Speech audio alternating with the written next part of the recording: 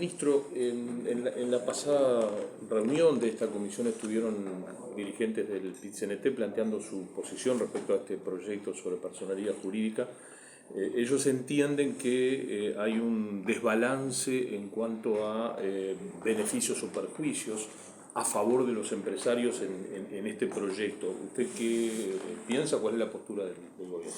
A ver, el proyecto de ley de personería jurídica lo que hace es generar un trámite más sencillo y además radicado en el Ministerio de Trabajo con respecto al trámite general de personerías jurídicas del Ministerio de Educación y Cultura. Es una solución que existe en varios países del mundo, en donde la personería, llamémosle gremial, la que tiene que ver con sindicatos y empleadores, tiene un trámite diferente, más acorde a lo que de alguna forma son las directivas de la OIT.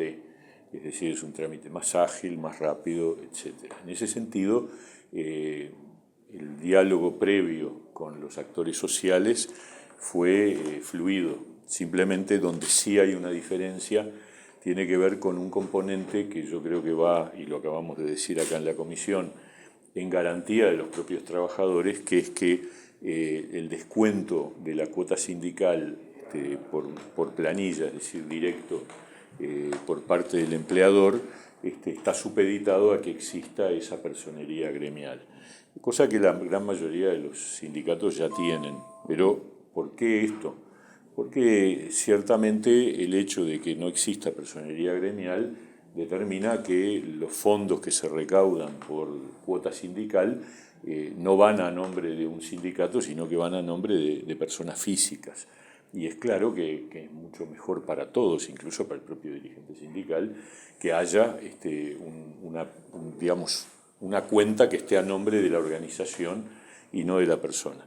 Eso es lo que y esto no es porque hayan existido. ¿Eso se puede modificar, ministro? Porque lo que dice el PIT-CNT es que eso desfavorece a aquellos sindicatos que no tienen un poder o una organización importante en su relación con el empresario. El sindicato, para hacer el trámite de personería gremial cuando esta ley esté vigente, es muy sencillo. Yo me refiero al descuento de la cuota sindical. Bueno, pero justamente, como el trámite es muy sencillo, no le estamos exigiendo una cosa que sea dificultosa para el sindicato. Simplemente lo que sí tiene que asumir el sindicato es que tener la personería gremial es el requisito formal para tener acceso a dos cosas, al descuento directo de la cuota sindical y al acceso a información reservada, que eso también va en protección de la organización, que si mañana un sindicato solicita tener acceso a información reservada de una empresa, la empresa tiene que tener la garantía de que si se hace un mal uso de esa información, hay un responsable que es la persona jurídica del sindicato, exactamente. Las modificaciones previstas establecen también la posibilidad de que si en una determinada empresa no existe un sindicato conformado, se pueda conformar una comisión de trabajadores para negociar bilateralmente con las patronales. En ese sentido, ¿tendrían que configurarse una personería jurídica estos trabajadores para negociar con la empresa? Para negociar no, para negociar, para organizarse, para participar en los consejos de salarios. El requisito de personería, por eso digo que no hay una afectación para nada de la libertad sindical. Lo único, y obviamente para recaudar la cuota sindical tampoco hay ninguna limitación. Solamente la limitación está al efecto de que si yo le exijo al empleador que haga una gestión de descuento para trasladar los fondos directamente al sindicato, ese sindicato tiene que tener personería jurídica. Ese es el límite. ¿Cuáles son los cambios que se prevén en la negociación colectiva? Bueno, ese es el otro proyecto de ley. Hoy estuvimos, por un lado, en la comisión del Senado por esto de la personería gremial, y en la Comisión de Diputados, de Asuntos Laborales de Diputados, por lo que tenía que ver con el proyecto de ley que modifica la ley de negociación colectiva. Este proyecto de ley surge de las observaciones que la OIT, la Organización Internacional del Trabajo, le hizo al Uruguay en el año 2019, donde Uruguay tuvo una difícil situación, porque en la asamblea de OIT de hace 3 años fuimos parte del grupo de países marcados en cuanto al incumplimiento de la normativa internacional laboral. Entonces, ya en ese momento se le instó al gobierno uruguayo a que presentara un proyecto de ley modificando la legislación vigente. El gobierno de la época presentó en noviembre del 19 un proyecto de ley que modificaba justamente la ley de negociación colectiva, que no fue tratado. La legislatura terminó 3 meses después, por lo tanto fue archivado. Nosotros tomamos en cuenta ese proyecto de ley, que fue firmado en su momento por el doctor Tabaré Vázquez y el ministro de Trabajo anterior, Ernesto Murro, y yo diría que es muy parecido el que presentamos ahora, porque en realidad entendimos que justamente, y además tenía otra ventaja, que es que la OIT había manifestado su acuerdo con ese proyecto, o sea que había efectivamente una respuesta acorde.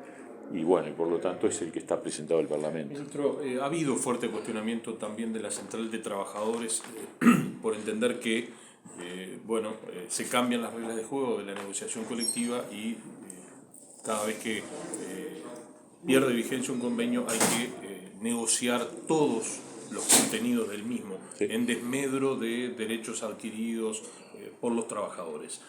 ¿Qué responde? 2 cosas. La primera, en general el PIT-CNT ha reivindicado siempre que es una garantía estar acorde a las normas de la Organización Internacional del Trabajo. Bueno, ahora que la Organización Internacional del Trabajo dice algo que no les gusta, no entiendo por qué entonces ahora en esto se quieren separar de lo que de alguna manera la OIT está reclamando, porque los convenios de trabajo, como cualquier acuerdo, como cualquier contrato, tienen una duración, y la duración puede ser 1 año, 2 años, 3 años, o puede incluso establecerse que ciertos beneficios no tengan plazo, pero la regla de juego es que vencido el plazo hay que negociar de vuelta. Todo de nuevo, eso es lo que está todo de nuevo. Todo lo que se diga que vence al vencer el convenio colectivo. Esa es la regla general. La ley de negociación colectiva que el Uruguay tiene y que fue cuestionada por la OIT establece que los acuerdos con respecto a beneficios laborales siguen de largo mientras no se diga lo contrario. Bueno, acá lo que se invierte es el sentido de que cuando se vence el contrato, el convenio, que es un contrato, hay que expresamente establecer la continuidad de los beneficios. Bien, al eliminarse esa ultraactividad, sí, digamos, ¿cómo en la práctica, cómo se va a articular la negociación colectiva para que no quede un plazo de tiempo vacío de normativa en las relaciones laborales? Y eso va a depender de las negociaciones. Yo creo que claramente la lógica es, en la medida que haya acuerdos, se continúan los beneficios. De alguna manera funcionaba así antes del 2009, y que es cuando se votó la ley de negociación colectiva. Pero no quedan garantizados esos derechos. Es lo que se plantea al lado de los trabajadores. Es que garantizado no hay nada, porque los beneficios se continúan si hay acuerdo de partes. Eso es la realidad. Si mañana hubiera un convenio que establece un beneficio y el empleador dice, con las reglas de juego actuales, que no está dispuesto a seguir pagándolo, se cuestiona la continuidad. O sea, lo que hay es un cambio en el criterio general. El criterio general es que los beneficios duran mientras duran los acuerdos, que tienen la duración del contrato. ¿Un criterio que implica también menor participación del gobierno en el laudo de los convenios colectivos? No, eso es justamente uno de los puntos donde el gobierno no incorporó, y esto vale porque quizás el PIT-CNT deba valorarlo, porque también lo que la OIT estaba estableciendo es que el Estado se retirara de la negociación salarial, salvo para fijar los salarios mínimos. Y en ese punto nosotros no lo incluimos en el proyecto de ley.